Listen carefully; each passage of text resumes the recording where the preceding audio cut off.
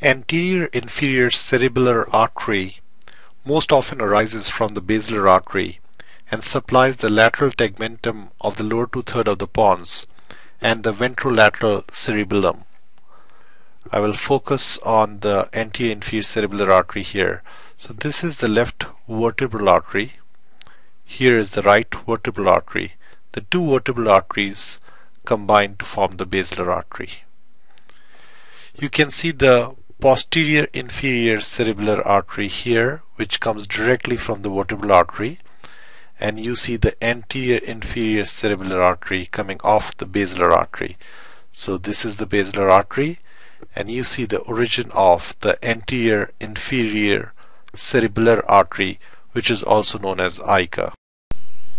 This is an axial section of the pons seen on an MRI. You see the basilar artery here. So this is the basilar artery which lies anterior to the pons, and you have the fourth ventricle which is on the posterior aspect of the pons. So this is to give you some orientation. I will draw the different structures to illustrate the effect of an anterior inferior cerebellar artery stroke on a patient. So the sixth nerve nuclei lie around this area here. So these are the sixth nerve nuclei, and the fascicle of the sixth nerve nuclei moves and leaves the pons on the anterior aspect.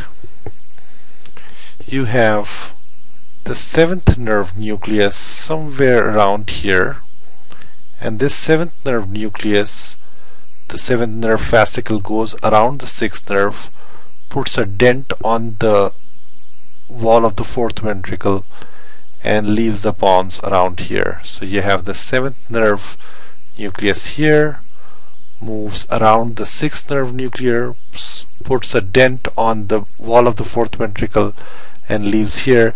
And these dents here, these are called the facial colliculi.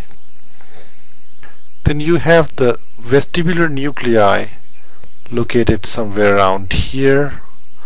You have the sympathetic fibers also in the same distribution. You have the spinal tract and the nucleus of the fifth nerve located around this area. You have the spinothalamic tract. So the spinothalamic tracts are also somewhere around in this area here. When a person has a stroke related to occlusion of the anterior inferior cerebellar artery, these are the structures that are involved. This is approximate area that is involved. As you can see here, the middle cerebellar peduncle. So the middle cerebellar peduncle is this connection between the pons and the cerebellum. So this is the middle cerebellar peduncle. So obviously the fibers of the middle cerebellar peduncle are also involved with the anterior inferior cerebellar artery stroke. So what is the result of an anterior inferior cerebellar artery stroke? So let's start here. So since the patient has vertigo and nystagmus, you can start localizing that. This can localize to the vestibular nuclei, which are in the pons, but you may recall that the anterior inferior cerebellar artery also has a branch which is called the internal auditory artery, which supplies the labyrinth. So occlusion of this artery can also lead to vertigo and nystagmus. The patient can present with deafness and tinnitus, which can be related to the cochlear nuclei or cochlear nerve. Patient has ipsilateral ataxia, which is most often related to the middle cerebellar peduncle stroke. Involvement of the cerebellar hemisphere will give similar findings. Ipsilateral Horner syndrome is related to the involvement of the sympathetic fibers. Contralateral decrease in pain and temperature sensation is related to the involvement of the spinothalamic tract, and ipsilateral lower motor neuron type facial weakness is related to the involvement of the fascicle or the fascicle of the 7th cranial nerve. And finally, ipsilateral decrease in pain and temperature sensation on the face is related to the stroke involving spinal tract and nucleus of the 5th nerve.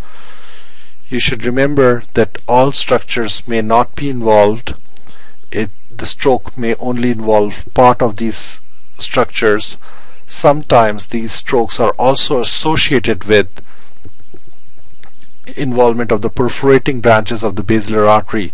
So if you think of the perforating branches going here, this area has the corticospinal tracts involved. So in that instance, anterior inferior cerebellar artery stroke can also be associated with contralateral weakness. That's it for today. Thank you.